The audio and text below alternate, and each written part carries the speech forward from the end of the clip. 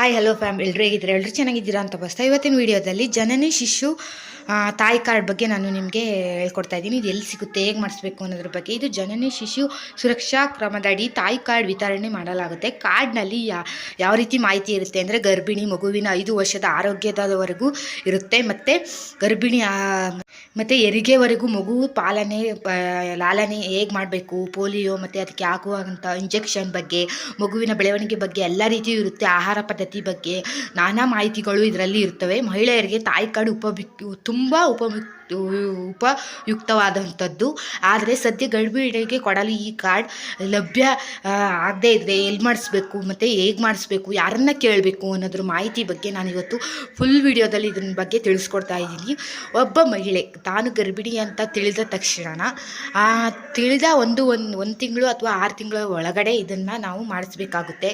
ನಾವು ಏಕೆಂದರೆ ಸರ್ಕಾರಿ ಗೌರ್ಮೆಂಟ್ ಆಸ್ಪತ್ರೆಯಲ್ಲೇ ಮಾಡಿಸ್ಬೇಕಾ, ಎಲ್ಲಿ ಮಾಡಿಸ್ಬೇಕು ಏನು ಅನ್ನೋದ್ರ ಬಗ್ಗೆ ಪೂರ್ತಿ ವಿಡಿಯೋ ಮುಂದೆ ನಾನು ನಿಮಗೆ ಹೇಳ್ಕೊಡ್ತೀನಿ. ಅಂದರೆ ಈ ಹಂತದಲ್ಲಿ ನಾನು ಹೇಳೋವಂಥದ್ದು ಏನಂದರೆ ಇದರಿಂದ ತುಂಬ ಉಪಯುಕ್ತವಾಗಿರುತ್ತೆ. ನಮಗೆ ಆಹಾರ ಪದ್ಧತಿ ಹೇಗೆ ಮಾಡಬೇಕು, ಮತ್ತು ನಮ್ಮ ಚೆಕಪ್ ಮಾಡಿಸೋವಂಥ ವಿಧಾನಗಳು, ಮತ್ತು ಯಾವಾಗ ಮಾಡಿಸ್ಬೇಕು, ಏನು ಯಾವ ತಿಂಗಳು ಮಾಡಿಸ್ಬೇಕು, ಎಷ್ಟು ದಿನ ಆದಮೇಲೆ ಮಾಡಿಸ್ಬೇಕು ನಾವು ಅನ್ನೋದ್ರ ಬಗ್ಗೆ ಇದರಲ್ಲಿ ಎಲ್ಲ ಮಾಹಿತಿಯೂ ಸಹ ಈ ತಾಯಿ ಕಾರ್ಡನ್ನು ಎಂಬ ಇದರಲ್ಲಿ ಇರುತ್ತೆ. ಇದನ್ನು ಎಲ್ಲಿ ಮಾಡಿಸ್ಬೇಕು ಅಂದರೆ ಸರ್ಕಾರಿ ಯೋಜನಾ ಇದರ ಪ್ರಯೋಜನಗಳೇನು ಅಂದರೆ ತಾಯಿ ಕಾರ್ಡ್ ಮಗುವಿನ ಆರೈಕೆಯ ನಿಟ್ಟಿನಲ್ಲಿ ಸರ್ಕಾರ ರಾಷ್ಟ್ರೀಯ ಸಮಗ್ರ ಗ್ರಾಮೀಣ ಆರೋಗ್ಯ ಅಭಿಯಾನ ಇದನ್ನು ಅಭಿವೃದ್ಧಿಗೆ ತಂದಿದೆ. ಸಮಗ್ರಶೀಲ ಅಭಿವೃದ್ಧಿ ಯೋಜನೆ ಅಂಗವಾಗಿ ತಾಯಿ ಕಾರ್ಡನ್ನು ಜಾರಿಗೆಗೊಳಿಸಲಾಗಿದೆ. ಮಹಿಳೆ ಗರ್ಭವತಿಯಾಗಿ 3 ತಿಂಗಳು ತುಂಬುವ ವೇಳೆ ಇದನ್ನು ಮಾಡಿಸಿಕೊಂಡರೆ ಉಪಯುಕ್ತವಾಗುತ್ತದೆ. ತಾಯಿ ಕಾರ್ಡ್ ಮಗುವಿನ ಸಂಪೂರ್ಣ ಆರೋಗ್ಯ ಮಾಹಿತಿ ಮತ್ತು ತಾಯಿ ಕಾರ್ಡ್ ಎನ್ನುವುದು ಗರ್ಭಿಣಿಯಾದ ಅನಂತರ ಮಗುವಿಗೆ 5 ವರ್ಷ ತುಂಬುವವರೆಗೂ ಈ ತಾಯಿ ಕಾರ್ಡ್ ಅಗತ್ಯವಾಗಿರುತ್ತದೆ. ಜನನಿ ಸುರಕ್ಷಾ ಯೋಜನೆಯಡಿ, ಮಡಿಲು ಯೋಜನೆಯಡಿ ಈ ಕಾರ್ಯಕ್ರಮವನ್ನು ಹಮ್ಮಿಕೊಳ್ಳಲಾಗಿದೆ.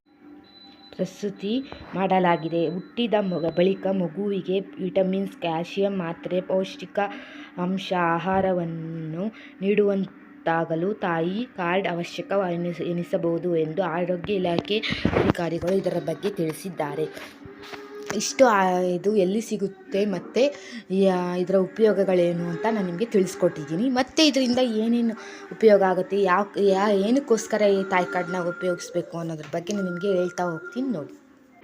ಇದನ್ನು ಎಲ್ಲಿ ಮಾಡಿಸಬೇಕು, ತವರು ಮನೆಯಲ್ಲ ಅಥವಾ ಪತಿಯ ಮನೆ ಊರಿನೆಲ್ಲ ಮಾಡಿಸಬೇಕು ಎಂಬುದರ ಬಗ್ಗೆ ಪೂರ್ತಿ ಮಾಹಿತಿ ಹೇಳಿಸ್ಕೊಡ್ತೀನಿ ನೋಡಿ. ತಾಯಿ ಕಾರ್ಡನ್ನು ಪತಿಯ ಮನೆಯಲ್ಲಿ ಮಾಡಿಸಬೇಕಾಗುತ್ತದೆ. ತವರು ಮನೆಗೆ ಹೋಗಬೇಕೆಂದು ಗೊಂದಲ ಇರುವುದರಿಂದ ಸಮಸ್ಯೆಗೆ ನೀಡುವುದಾಗಿ ವಾಸ್ತವವಾಗಿ ಪತಿಯ ಮನೆಯಲ್ಲೇ ಅಂಗನವಾಡಿ ಕೇಂದ್ರದಲ್ಲಿ ತಾಯಿ ಕಾರ್ಡನ್ನು ಮಾಡಿಸಬೇಕಾಗುತ್ತದೆ. ಆದರೆ ಗಂಡನ ಮನೆಯಲ್ಲಿರುವಾಗ ಗರ್ಭಿಣಿ ಮಹಿಳೆಗೆ ತಾಯಿ ಕಾರ್ಡ್ ಬಗ್ಗೆ ಮಾಹಿತಿ ತಿಳಿಸದೇ ಹೋದರೆ ಬಳಿಕ ಕಾರ್ಡ್ ಮಾಡಿಸುವುದು ಕಷ್ಟಕರವಾಗುತ್ತದೆ.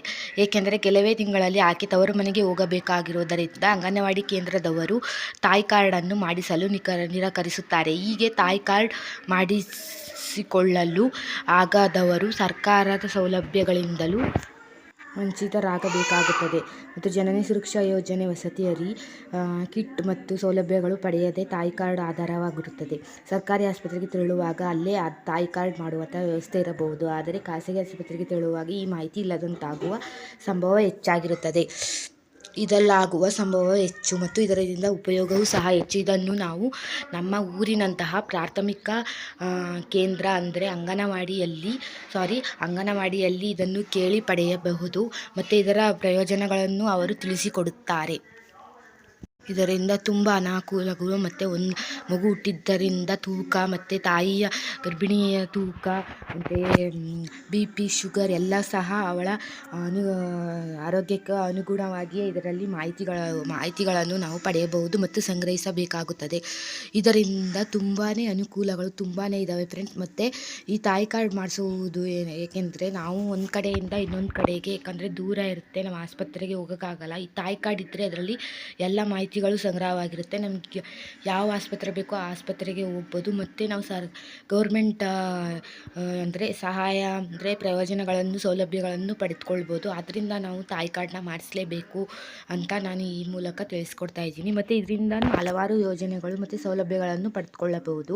ಹೆಣ್ಮಗು ಆದರೆ ಹೆಣ್ಮಗುವಿನ ಪ್ರಯೋಜನಗಳು ಮತ್ತು ಅದಕ್ಕೆ ಮಾಡಿರುವಂಥ ಸೌಲಭ್ಯಗಳನ್ನು ಪಡ್ಕೊಳ್ಬೇಕಾಗ್ಬೋದು.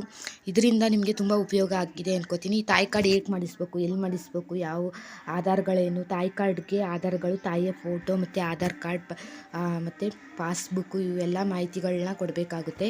ಮತ್ತು ಗರ್ಭಿಣಿಯಾಗಿರುವಂತಹ ದಾಖಲಾತಿ ಅಂದರೆ ಅವಳ ಇದಾಗಿರ್ಬೋದು, ಸ್ಕ್ಯಾನಿಂಗ್ ರಿಪೋರ್ಟ್ ಆಗಿರ್ಬೋದು, ಅವು ಸಹ ತೋರಿಸ್ಬೇಕಾಗುತ್ತೆ ಆ ತಾಯಿ ಕಾರ್ಡನ್ನ ಮಾಡಿಸ್ಕೊಳ್ಳಿಕ್ಕೆ ಮೊದಲು. ಮತ್ತು ಈ ವಿಡಿಯೋ ನಿಮಗೆ ಇಷ್ಟ ಆಗಿದೆ ಅನ್ಕೋತೀನಿ. ದಯವಿಟ್ಟು ಈ ಮಾಹಿತಿ ನಿಮಗೆ ಇಷ್ಟ ಆಗಿರೋ ದಯವಿಟ್ಟು ಒಂದು ಮೆಸೇಜ್ ಮಾಡಿ ಕಮೆಂಟ್ ಮುಖಾಂತರ ತಿಳಿಸಿ.